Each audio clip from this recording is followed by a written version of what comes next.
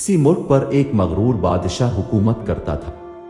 वो हीरे जवाहरात, शान व शौकत और अपने जा व जलाल के नशे में बदमस्त हैकर रियाया की तरफ से बिल्कुल गाफिल हो चुका था और इसे उनकी मुश्किलात और परेशानियों की कोई फिक्र नहीं थी।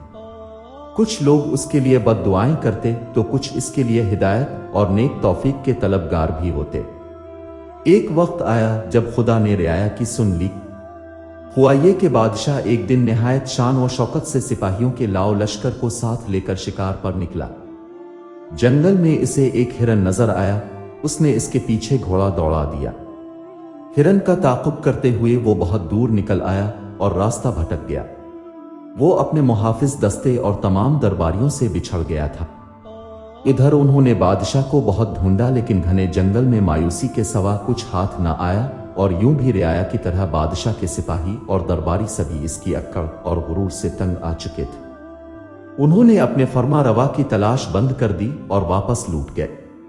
बादशाह सारा वक्त रास्ता तलाश करता रहा, लेकिन ना तो उसे अपने महल की तरफ जाने का रास्ता मिला और ना उसके दरबारी। इस दौड़ धूप में उसे प्यास लगने लगी, मगर कहीं भी पानी नहीं मिला।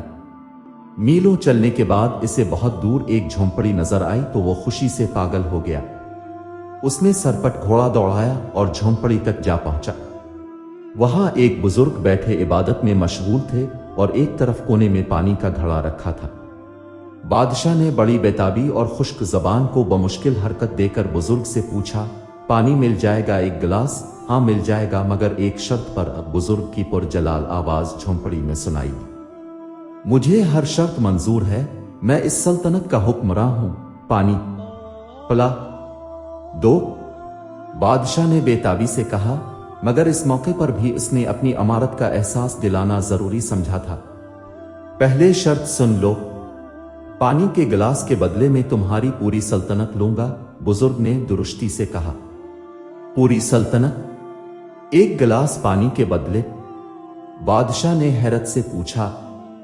बुजुर्ग ने करख्त लहजे में कहा, हाँ मंजूर है तो ठीक, वरना यहां से चले जाओ और मुझे इबादत करने दो। प्यास की शिद्दत से बादशाह को अपना दम निकलता महसूस हो रहा था।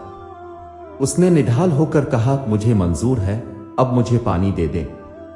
पानी पीकर बादशाह की जान में जान आई तो वो बुजुर्ग से कहने लगा, वादे के मुताबिक अब मैं बादशाह नहीं रहा, अब मेरी जगह बादशाह हो गए हैं। अब मेरे साथ महल चली और तख्त संभाल कर मुझे वहां से रुखसत करे। बादशाह की बात सुनकर बुजुर्ग ने मुस्कुराते हुए और एक बेनियाजी के साथ कहा, जिस सल्तनत की कीमत एक गिलास पानी हो, इसकी हकीर बादशाहत लेकर मैं किया करूंगा। यह सुनकर बादशाह बहुत शर्मिंदा हुआ।